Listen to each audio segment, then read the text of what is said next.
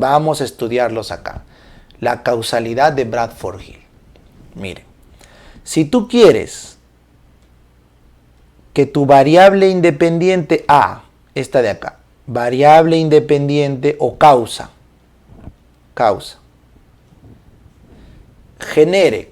o sea, sea la causal de la variable dependiente o efecto, ¿correcto? Entonces, según Bradford-Hill, tú deberías cumplir estos 9 criterios. ¿Ya?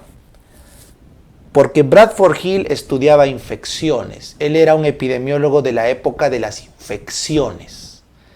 Así que ahora en medicina las enfermedades son más complejas que las infecciones. Entonces, para Bradford-Hill, hoy por hoy ya no podríamos cumplir todos sus criterios. Solamente pedimos cumplir estos de acá. Este y este. Esos 5 son inevitables para tú decir que algo es causal hoy por hoy. Los otros, el 5, 6, 8 y 9, apoyan, pero no lo son tanto como los 5 de color rojo. ¿Ya? Para Bradford-Hill, cuando él estudiaba infectología, era fácil probar los 9. ¿Ya? Entonces acá, esto es algo muy importante que debemos recordar, que la medicina siempre ha tenido un problema con la causalidad. Chicos, yo agarro mi celular acá, ¿no es cierto? Lo suelto al piso, suelto mi celular, alguien va a estar en contra de que no se va a caer y se va a romper. Bueno, quizás no se rompa, pero se va a caer. Sí, ¿no? Por la gravedad, pues. O alguien pone en tela de juicio la gravedad. Nadie, ¿verdad? Entonces, si yo te digo, te apuesto 100 soles a que mañana el sol no sale, ¿me apuestas o no me apuestas? Claro, pero está loco. ¿Cómo me va a apostar 100 soles a que el sol no va a salir? ¿Qué le pasa? ¿Pero por qué estás tan seguro? Yo te pregunto. Porque hay una ley de cuerpos celestes y de gravedad que va a hacer que el sol salga ahí. Bueno, yo te apuesto ahora 100 soles a que la dexametasona mejora la sobrevida en pacientes con COVID. ¿Me apuestas o no? Ay, Doc, no lo sé, 100 soles mucho, 10 nomás le apuesto. Claro, pues, porque ya no confías tanto, ¿me entiendes? ¿Qué pasó? ¿Por qué arrugas? Porque sabes que no es causal 100%. Lo sabes en el fondo, tú lo sabes. Tú sabes, o sea, tienes menos de 65 años, no tienes comorbilidad, pero te da miedo el COVID. Pero tú lo sabes, sabes que no eres factor de riesgo, sabes que no va a pasar nada, pero te da ahí la cosita. ¿Por qué? ¿Por qué no estás tan seguro como el sol que va a salir mañana que si te da COVID no te va a pasar nada? Porque no tenemos la causa, chicos, esa es la verdad. Hay que ser honestos, o sea, en medicina no sabemos lo que causa las cosas, no hay leyes. No podemos ser tan arrogantes de creer que tenemos la verdad. Obviamente el paciente sabe mucho menos que nosotros, así que él va a pedir una verdad, obviamente hay que darle. Pero nosotros, entre gitanos, no nos vamos a leer la mano, ¿me entiendes? Entonces, la medicina tiene un problema con la causalidad. Y eso quiero llamarles a ustedes a la reflexión, ¿ya? Para que siempre dejen abierto la opción a cualquier teoría que puede explicar causalidad. Y siempre traten de someterla a estos 9 parámetros, para que puedas encontrar más causalidades. No te cierres en lo que te dice el up-to-date, en lo que te dice tu profe. Abre tu mente, porque la medicina no puede probar como la física los fenómenos biológicos. La física te prueba la física al detalle, ¿me entiendes? Entra en trompo solo en la física cuántica. Ahí nomás entra y se raya un toque. Pero la física de la que no es cuántica, pues no, la de los cuerpos grandes, no tiene problemas. Eso está claro, ¿me entiende? ¿Ya? Entonces, vamos a ahondar un poquito en la causalidad. Entonces, para Bradford-Hill decía que habían causas necesarias. O sea, sí o sí, tenían que estar presentes. Eso es una causa necesaria. Aquella que sí o sí tiene que estar presente. Por ejemplo, puede haber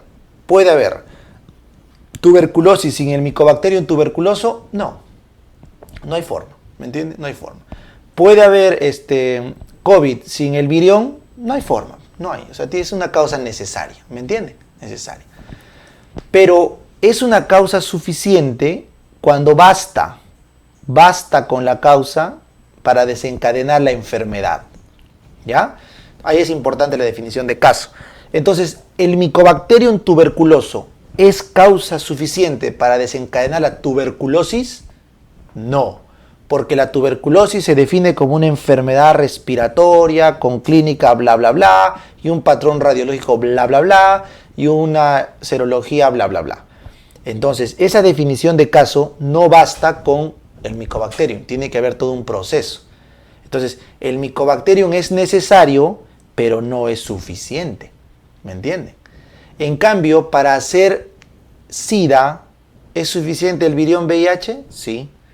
El SIDA, el VIH, el virión, es causa necesaria y a la vez es suficiente para desencadenar el SIDA. O sea, no se ha visto que necesariamente una persona más que otra tenga mayor o menor predisposición a desarrollar el SIDA a raíz del VIH. ¿Me entienden? Entonces, para infecciones esto se entiende muy bien, es fácil. Doctors, te pregunto, ¿qué es un caso de coronavirus? Esa es una pregunta que todo el mundo ahorita habla y nadie me puede responder. ¿Qué es un caso? ¿El positivo? ¿El que tiene clínica? ¿El que está haciendo la fase grave? Bueno, hasta ahorita la definición que hacen es solamente laboratorial. Es COVID positivo el que tiene el PCR, ¿no es cierto? O el que tiene la clínica con la prueba rápida, o el que tiene clínica con nexo epidemiológico.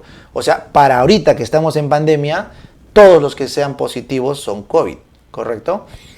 Pero eso con el tiempo va cambiando la definición de caso, ¿me entienden? Por ejemplo, la influenza se agrupa como influenza-like factors, o sea, se agrupan todos los catarros y todos los virus como procesos virales parecidos a la influenza, así se llama, ¿ya? Y solo un pequeño grupo le hacen la prueba para el H1, ¿me entienden? Entonces, por ahora, la definición de COVID, el COVID sería causa necesaria, porque siempre tiene que estar el virión, y es causa suficiente, porque basta que yo tenga PCR positivo, ya tengo COVID, ¿sí o no?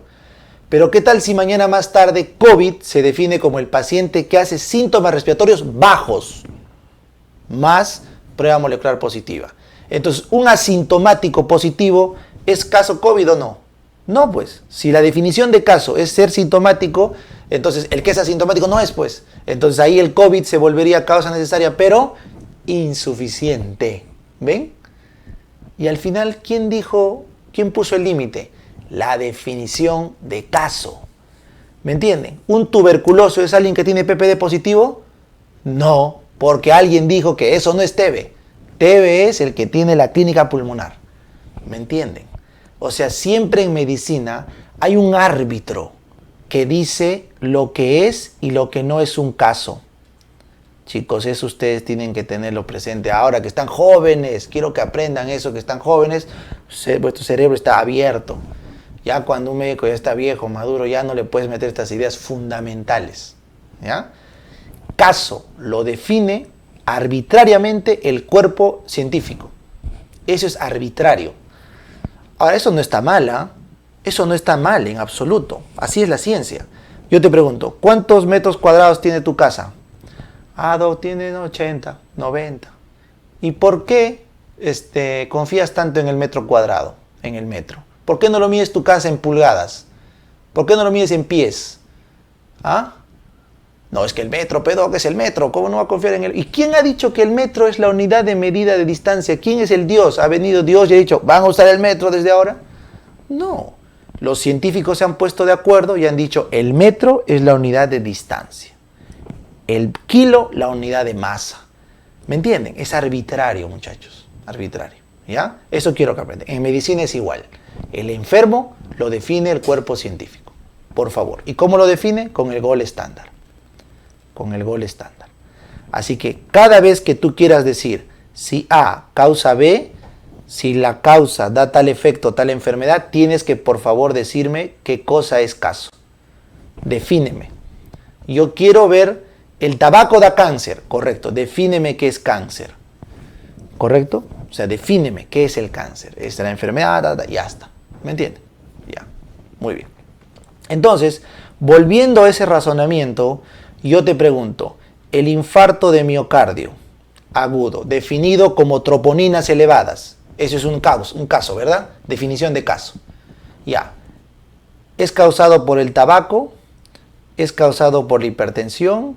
¿O es causado por la diabetes? ¿Por cuál de los tres? ¿O por los tres? ¿O por la suma de los tres? ¿Me entiendes? Entonces, cuando no son ni causa necesaria, porque no es necesario que hayan los tres para un infarto, ¿verdad? Cuando no son causa suficiente, porque no basta con fumar, ser hipertenso diabético para tener infarto, ¿verdad? ¿Cómo se llama cuando no es ni uno ni lo otro, pero sí favorecen a una enfermedad? Factor de riesgo. ¿Ya? Factor de riesgo es toda condición que aumenta el riesgo de una enfermedad, sin ser necesario ni suficiente. ¿Me entiendes? Factor de riesgo es toda aquella condición que aumente el riesgo de una enfermedad sin ser necesario ni suficiente. ¿Ya? Entonces, voy a volar un poquito, quiero que tu imaginación vuele, porque estamos pensando, ¿ya? Ustedes saben que hay un síndrome post-COVID, un síndrome post-COVID, ¿ya? El perfil del post-COVID es típicamente una mujer joven que ha hecho COVID, ¿ya? Que por varias semanas tiene dolor en el pecho, una leve disnea, ¿correcto? Poco fatigable, ¿ya? Tiene dolor de articulaciones, que claramente parecen semejar un cuadro reumatológico.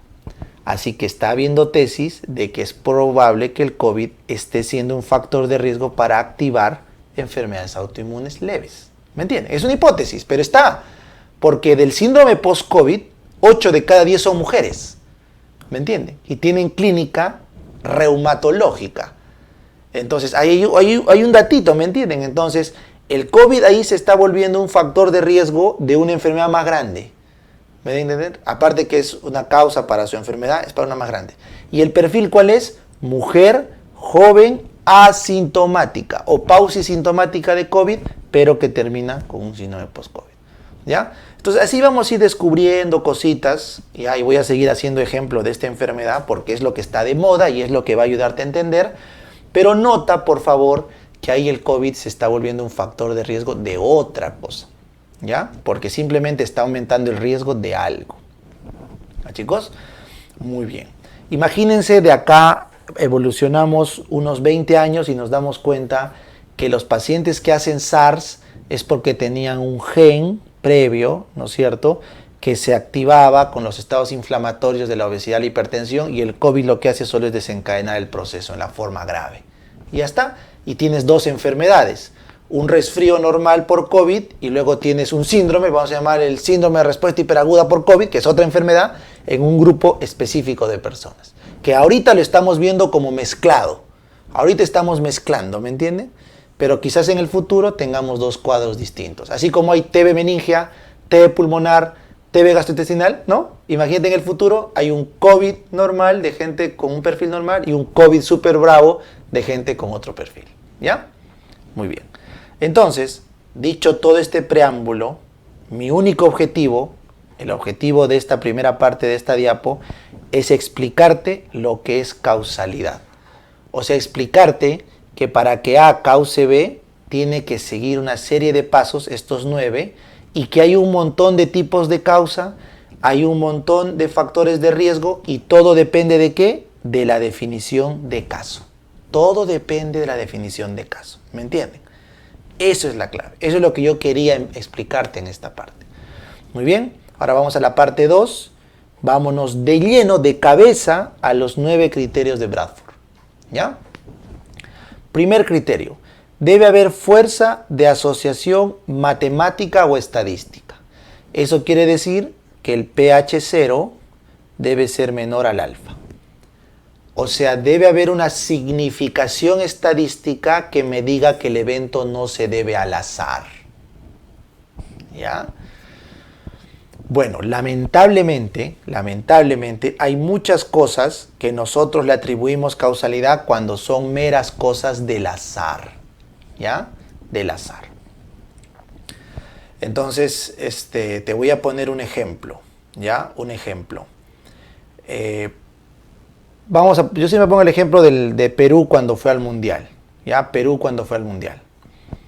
Cuando Perú fue al Mundial, ya los últimos 3, 4 partidos, todo el mundo estábamos empilados y empezábamos a ir al estadio, pues, ¿no? Con mis amigos empezábamos a ir al estadio. Yo nunca iba al estadio, nunca. Pero ya íbamos a ir al Mundial, dije, por si acaso, pues, ¿no? Ese que de verdad vayamos para contar algo, pues, ¿no? Entonces empezamos a ir al Mundial. Y por razones siempre azarosas, ya sea porque no había reventa, o porque mi amigo conseguía, o lo que fuera, siempre íbamos a Tribuna Sur, ¿me entiendes? Entonces, cuando tú en estadística, tú pruebas que un evento no se debe al azar, entonces estás demostrando que algo sistemáticamente está fuera del azar. Entonces, si tú me hicieras un test estadístico y dijeras, está asociado el ir a la Tribuna Sur con que Perú gane, y Perú había ganado o empatado sus últimos partidos, ¿verdad? En Lima. Entonces tú me harías un test estadístico y dirías que estadísticamente significativo ir a Tribuna Sur hace que Perú empate o gane. Porque de las 4 veces, las 4 fui a Sur. ¿Me entienden?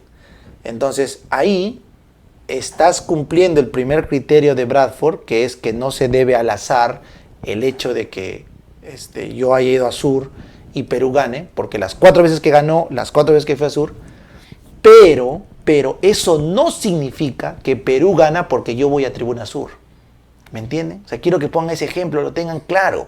Cuando algo demuestra que estadísticamente es significativo, solo está probando que no es un evento aleatorio.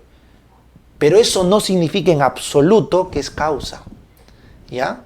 Así que cuando alguna vez le escuchen a alguien decir, oye, fulanito, ¿por qué crees que A causa B? ¿Qué? ¿Acaso no has visto? El pH 0 sale menos que el alfa, pues. Tiene que causar. Ya. Está hablando rocas. ¿Ya? Cuando a una persona le escuches argumentar que A causa B porque el pH 0 sale menos al alfa, es como que yo diga que Perú gana porque estoy yendo a Tribuna Sur. Así de absurdo. ¿Me entiendes? Porque si bien es cierto, yo no fui, o los 4 partidos yo fui a Sur y Perú empató o ganó, aleatoriamente no hay forma de decir que eso no está asociado, porque 4 de 4 es 100%, en el fondo no tienen nada que ver. Así que mi primer punto acá es que el que matemáticamente esté asociado no significa que es causa, pero es el primer paso, es el primero. ¿Por qué, chicos? Porque en la vida hay muchas cosas que son aleatorias, muchísimas, muchísimas. Así que yo tengo que primero asegurarme que no se deba al azar el fenómeno. Hay muchísimas cosas que son aleatorias, muchísimas. O sea, genes, comorbilidades, todo está al azar. Entonces el primer paso siempre es demostrar que sea significativo estadísticamente. O sea, de toda la curva de posibilidades, que lo que estoy estudiando esté acá, en una zona, correcto, que no se deba al azar. Una zona de baja probabilidad de azar. ¿Me entienden? Ya. Eso lo vamos a ver más a detalle en estadística, no acá. Pero quiero que tengan el concepto. Vamos al otro. Tiene que haber consistencia en la asociación. Consistencia en la asociación significa que varias personas, en diferentes tiempos han llegado a la misma conclusión. Varias personas en diferente tiempo han llegado a la misma conclusión. ¿Ya? Entonces te voy a volver a poner un ejemplo de la vida diaria para que veas cómo nos equivocamos todos en estos puntos. Siempre pongo este ejemplo, ¿no? Todos hemos escuchado, o al menos hemos visto, o conocemos, o nos ha podido pasar, que nuestras mamás cuando éramos niños nos decían, ponte chompa que te vas a resfriar. Es la clásica. Te vas a resfriar porque no te has abrigado. Tu mamá no es bióloga, viróloga, no tiene idea de cuál es el concepto patogénico de la infección, nada, pero ella dice que si no te pones chompa te enfermas. Y peor si estamos en invierno. Y no está loca, porque tiene que fuerza de asociación estadística. Varias veces en invierno que no te has puesto chompa, o te has enfermado o se exacerba tu asma. Y tu mamá no está loca, por eso te dice, ponte chompa, porque estadísticamente ha visto que están asociándose. Muy bien. Luego tu mamá refuerza su conducta porque hay consistencia, porque otras personas llegan a lo mismo. Tu tía también me ha dicho que cuando su hijito sale sin chompa se enferma. Y mi mamá me decía que me ponga chompa porque si yo no salía me enfermaba. ¿Me entiendes? O sea, tu mamá, ¿qué te está probando? Consistencia de asociación. Te está diciendo lo que otros investigadores han llegado a la misma conclusión respecto de su hipótesis. En medicina, ¿cómo es la consistencia de asociación? ¿Cómo se llama en medicina eso? Revisión sistemática, ¿correcto? Esto que ven acá es revisión sistemática. Entonces, cuando tú veas un artículo de revisión sistemática, es un artículo que está probando consistencia, donde fulanito, sutanito han llegado a la misma conclusión que tú. Eso es revisión sistemática y consistencia. Muy bien. Entonces, hasta acá puede llegar tu mamá con su tesis de la chompa.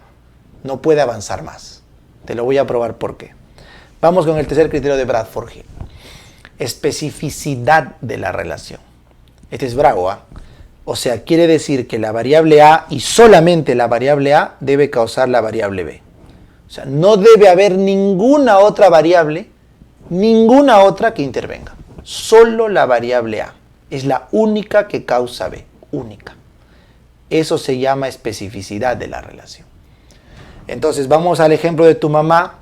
Mira, mamá, ¿estás tú segura que la chompa es la que hace que no me resfríe? ¿Estás segura?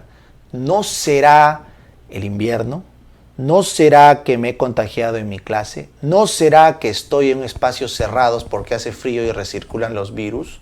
¿No será que como hace frío, cuando salgo al aire frío, el cambio de temperatura hace que mis senos paranasales se despresuricen, salga aire y entre aire de afuera que puede ser aire contaminado y eso explica por qué los cambios de temperatura pueden enfermar? ¿No será que con el frío baja el sistema inmune y eso predispone a enfermar? ¿No será?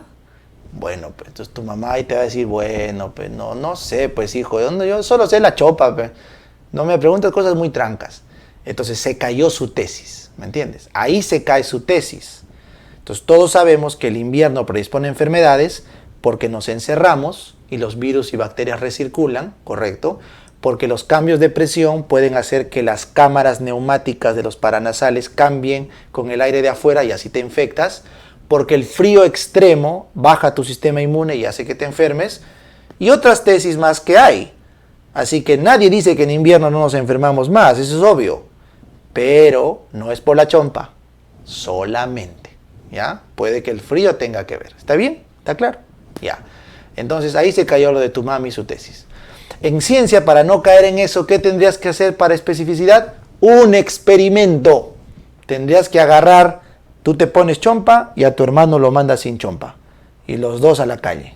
A ver quién se enferma y quién no se enferma. ¿Correcto? O tú agarras con chompa, ¿no es cierto? Y agarras otro control que no le pones chompa, le pones casaca. Y a otro le pones chullo. Y a otro, haces tu grupo control y experimentas. Solo así me vas a garantizar que es la chompa y no otra cosa lo que enferma. ¿Me entiendes? Eso es lo que lo hace difícil la medicina, la especificidad. Entonces, ¿tú te has preguntado alguna vez por qué los mates medicinales que son tan útiles no pueden ser pastillas? Porque no cumplen especificidad, pues. ¿Ya? Cuando yo estaba en la universidad, en patología, cuando hacíamos experimentos con ratitas, así hacíamos, pues, ¿no? Y así se entrena la medicina. Yo no sé cómo esté ahora, ¿no? Porque cada vez es más difícil experimentar con animales. No voy a entrar en ese dilema ético, no es el momento, pero en mi época sí se hacía. Entonces agarramos a un grupo de ratitas, les dábamos paracetamol a dosis tóxica, así tóxica mal, que hacían necrosis hepática centrolobular y las ratitas se morían, literal, ¿ya? Y ese mismo grupo, y en un grupo control, les dábamos la misma dosis de paracetamol brutal, pero con una dosis brutal de boldo, así un concentrado de boldo, así, pero mal, mal. Y no se morían, literal, no se morían. Y les hacíamos sus cortes hepáticos y estaba normal su hígado, o sea, era alucinante, ¿ya? Ya está publicado y todo, si lo quieren ver, ¿no? El efecto hepatoprotector del boldo se llamó el rollo. O sea, en animales estaba súper probado que, oye, el boldo te salvaba de morir de hepatitis aguda por daño de paracetamol. Pero obviamente no por eso vas a ir a la UCI a darle concentrado de boldo a los pacientes que están con hepatitis. Pues no puedes hacer eso. O sea, ¿por qué? A ver, ¿por qué? Porque tienes que específicamente probarlo en humanos. Tienes que aislar el agente del boldo que causa eso, demostrar el modelo en el laboratorio, hacer tus ensayos clínicos y después sacar tu pastilla de boldo. Así que eso no va a ocurrir, o al menos no con todo el herbolario. Por ejemplo, la artemisina vino de un arbusto y es el tratamiento de elección para la malaria, nadie lo va a discutir. La aspirina vino de un árbol, nadie va a discutir, pero no podemos hacer eso con todo el herbolario, ¿me entiendes? Así que cuando a mí un chamán me dice que una planta sirve, yo le creo. Y si no tengo tratamiento alternativo, yo lo receto. Porque lo he visto, pues. O sea, ¿para qué te voy a mentir? Ahora, que no se puede hacer en humanos, ese es otro rollo. Pero si no tienes que darle al paciente la planta que te digan, vale. Solo que obviamente no lo podemos llevar a nuestro marco científico. ¿Está bien? Eso ya con el tiempo van a ustedes ya plantearse esas dudas. Ya esas cosas. Pero bueno, ya espero que les haya quedado el punto de la especificidad. Tiene que haber la molécula exacta. Y acá les pongo un último ejemplo para que quede para siempre. Yo les pregunto, ¿por qué se usa colchicina en la gota? ¿Ah? ¿Por qué se usa metformina en la diabetes? Si ustedes leen el Goodman, hasta ahorita no se sabe bien los mecanismos de esos dos fármacos. No se conoce. ¿Ya? No se conoce. Pero a partir de cierto año, la FDA dejó de aprobar fármacos que no se sepan su mecanismo.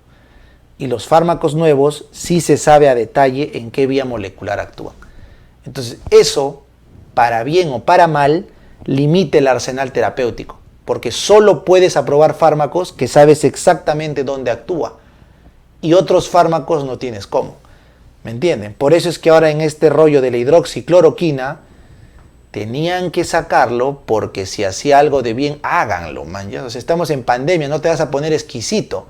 Y la FDA le redujo un montón de criterios para que los fármacos puedan salir. A ver, explícame, ¿en qué universo ibas a pensar que el coronavirus se trataba con lo que matas la sarna? Dime, ¿en qué universo? No hay forma, pues, ¿sí o no? Entonces la ivermectina entró porque las regulaciones para experimentar se soltaron porque estamos en una crisis. Y ya, dale lo que sea, a ver qué funciona. ¿Me entienden? Entonces, eso, para bien o para mal, por eso digo, no puedo juzgar ahorita, es la nueva moda en medicina. Que todo tenga una vía molecular explícita. Ahora por el COVID han visto cómo relajando ese criterio, le metes de todo y todo puede prender, pues no es cierto. Entonces, ese es un cambio que ustedes lo pueden revisar en las aprobaciones de FDA. ¿Ya? Por eso fármacos antiguos no se sabe cómo actúan. Fármacos modernos sabemos la vía molecular. ¿Ya, chicos? Muy bien. Seguimos avanzando. 4.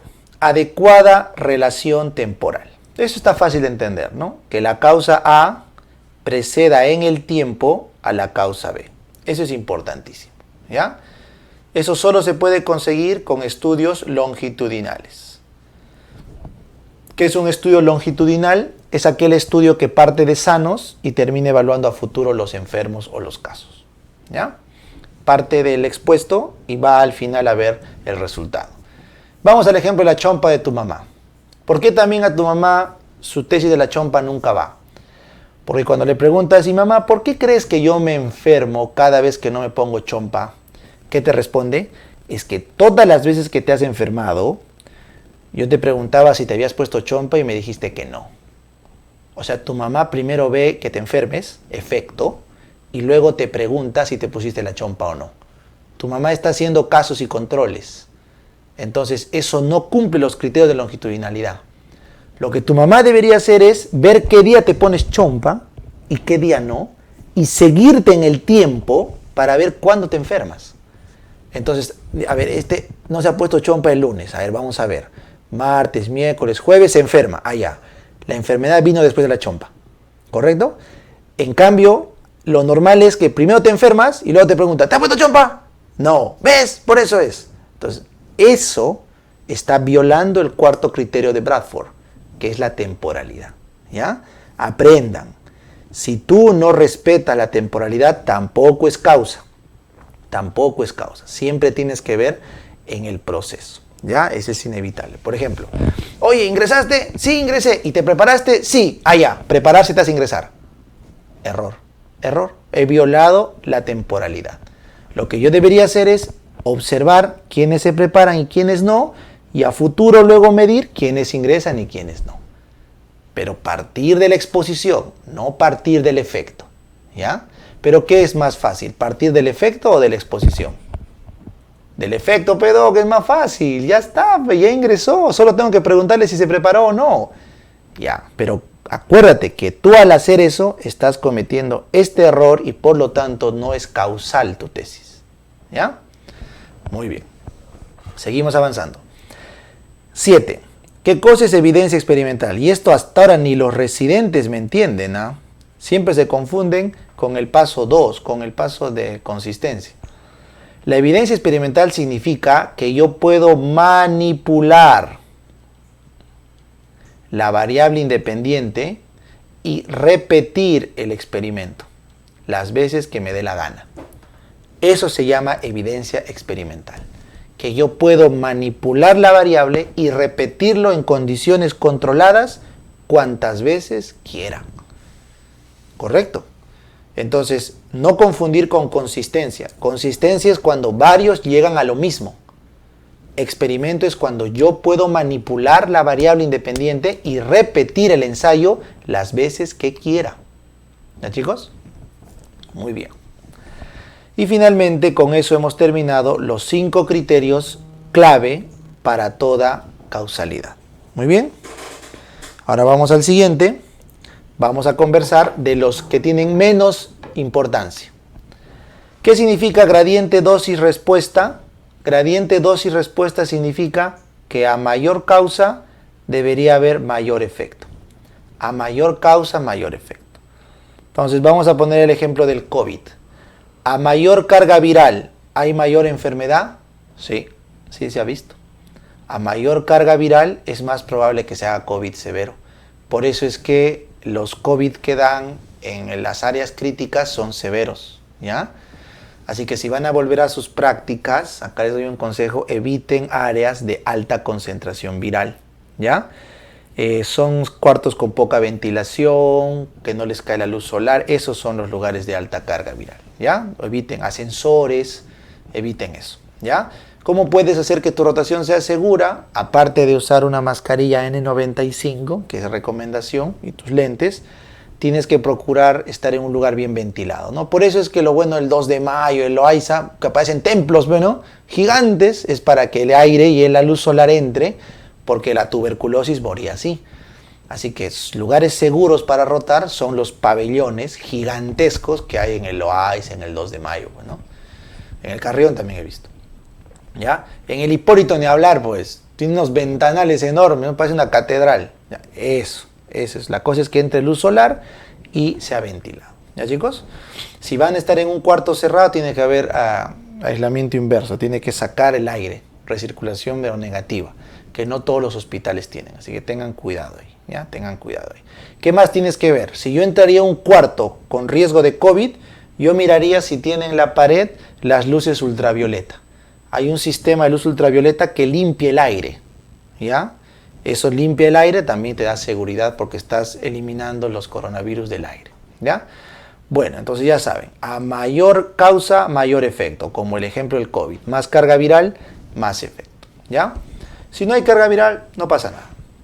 No pasa nada, o sea, hasta puede el paciente pasar asintomático o ni infectarse. Por ejemplo, en la comunidad, tu probabilidad de COVID, ¿cuál es? 15%, 20%, máximo. ¿Ya? Te pones tu mascarilla, así tu barbijo de nada más de cirujano y baja tu probabilidad 3%, 4%. ¿Ya? Si sobre eso a 1 metro de distancia ya no hay riesgo. Ya no hay riesgo. A 1 metro o 1,5 metros, con tu barbijo los dos, no hay riesgo. Ya, no hay. No, me han dicho, Doc, que vuela. No, no hay. O sea, eso ya es llevar al extremo la... No. ¿Ya? Entonces ya está estudiado, revisen, el New England ha sacado. Así que ahí está la explicación para este punto. Plausibilidad biológica se explica solo, ¿no? Plausibilidad biológica significa que el mecanismo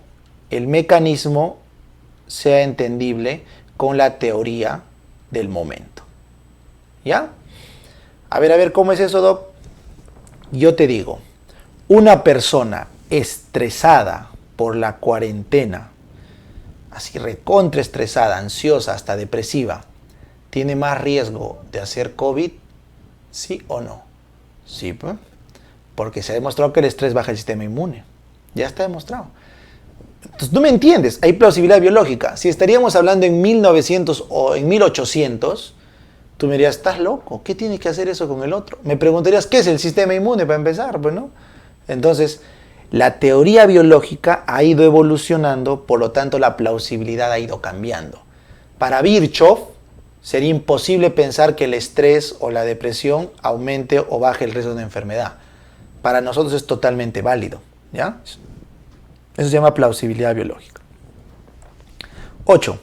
Analogía con situaciones parecidas. El ejemplo que les puse de la ratita.